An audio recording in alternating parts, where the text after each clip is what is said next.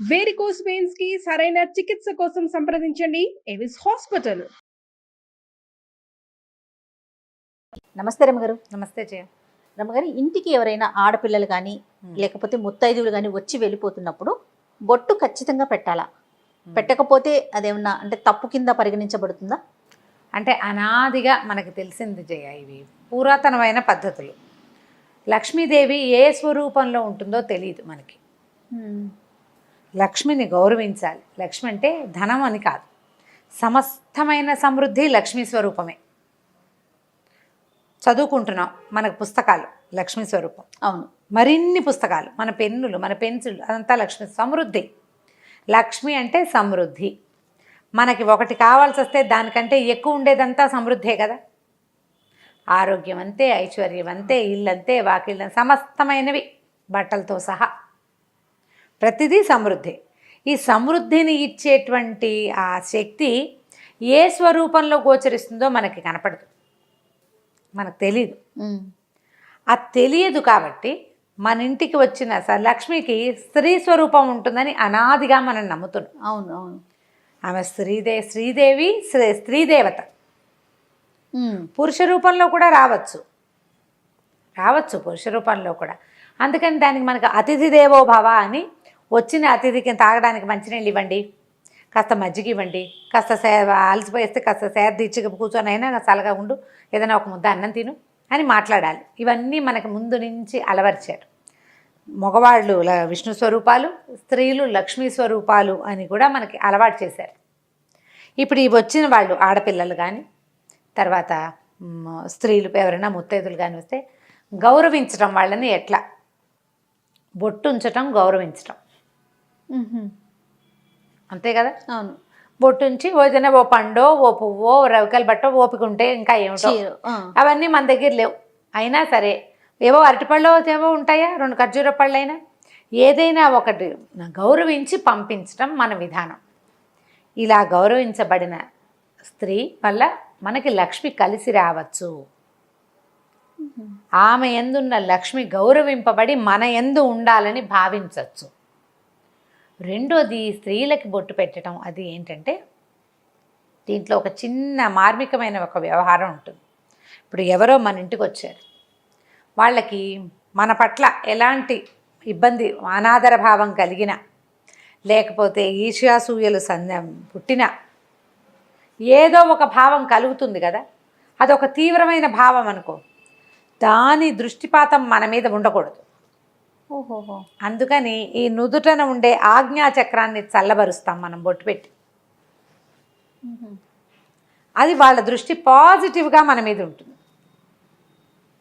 అది పాజిటివ్గా మార్చటం ఒకటి గౌరవించటం అయితే, రెండోది వాళ్ళ యొక్క ఉద్దేశాలలో మన మీద ఎటువంటి ఆగ్రహమో, ఆవేశమో, కష్టమో, నిష్ఠూరమో, విసుగుదలో, ఏదైనా అయిష్టమో, లేకపోతే ఒక ఈర్ష్యో, ఒక తీవ్రమైన భావం కలిగితే ఆ తీవ్ర భావాన్ని చల్లబరచటం.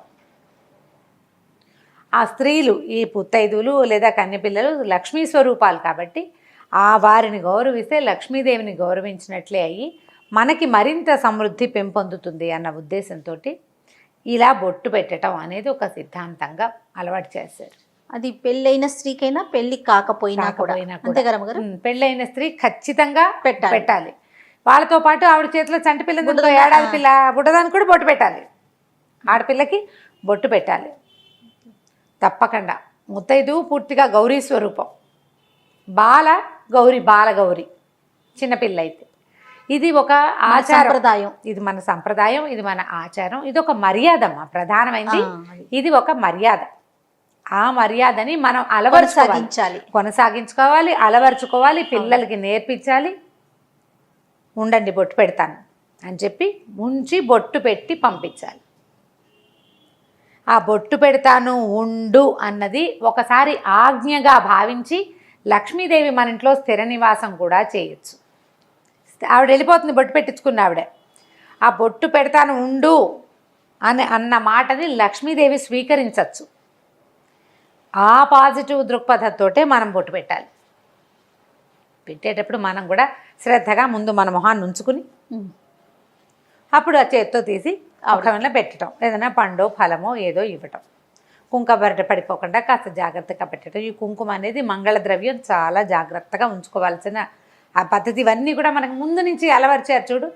కొన్ని మానేసాం మనం, కానీ కొన్ని మానల. అందులో ఈ బొట్టుంచే విధానాన్ని మానుకోలేదు మనం. మానుకోలేదండి. అందరూ పెడతారు. అవును అవును. అందరూ బొట్టు పెడతారు. కాబట్టి తప్పకుండా ఈ విధానాన్ని ముందుకు తీసుకెళ్ళండి. తర్వాత ఇంకొకటి ఏంటో తెలుసా, దీంట్లో ఇంకొక మాట చెప్తా చూడు. ఇది నాకు చాలా రోజుల క్రితం అనసూయమ్మ గారిని మా ఇంటి దగ్గర ఉండేవారు, పెద్దవారు, వాళ్ళు లక్షణంగా ఉండేవారు. ఆవిడ ఒకసారి చెప్పారు, బొట్టు పెడితే శక్తిపాతం జరుగుతుంది అని. అంటే ఇప్పుడు నాకు బొట్టు పెట్టావు, నువ్వు నాలో ఉన్న శక్తి, నాలో ఉండే సాత్వికమైన శక్తి అంశ ఏదైనా ఒకటి ఉంటే అది నీకు దొరుకుతుంది, అది నీకు లభిస్తుంది. ఓ, శక్తిపాతం అంటారు దాన్ని. ఓకే. కొంచెంమంది మహానుభావులు, చాలా పెద్దవాళ్ళు, స్త్రీలు, చాలా పెద్ద ముత్తైదువులు వాళ్ళు వస్తే వాళ్ళ యొక్క 5వ తనము, వాళ్ళ యొక్క ఐశ్వర్యము, ఎక్కువ సంతానాభివృద్ధి ఉండటము, వంశాభివృద్ధి జరిగే లక్షణము, భగవంతుని యందు ఆకర్షితులయ్యే పద్ధతో, ఇతరుల పట్ల ప్రేమగా ఉండే ఒక మనస్తత్వం, ఒక సాత్వికమైన శక్తి మనకి లభిస్తుంది. అది ఎవరి నుంచి లభిస్తుందో మనకు తెలియదు. కాబట్టి అందరికీ బొట్టు పెడితే ఎవరో ఒకళ్ళ దగ్గర నుంచి ఆ సాత్విక శక్తి మనకి లభించడానికి అవకాశం ఉంది. రమ్మగారు, ఇప్పుడు మనకన్నా ఒక 10-15 సంవత్సరాలు పెద్దవారు అనుకోండి, వారికి కూడా మనం బొట్టు పెట్టొచ్చా? అందరికీ పెట్టచ్చు, అందరికీ పెట్టచ్చు. పెద్దవాళ్ళకి మనం బొట్టు పెట్టకూడదు అలాంటిది ఉండదు, ఎవరికైనా పెట్టచ్చు.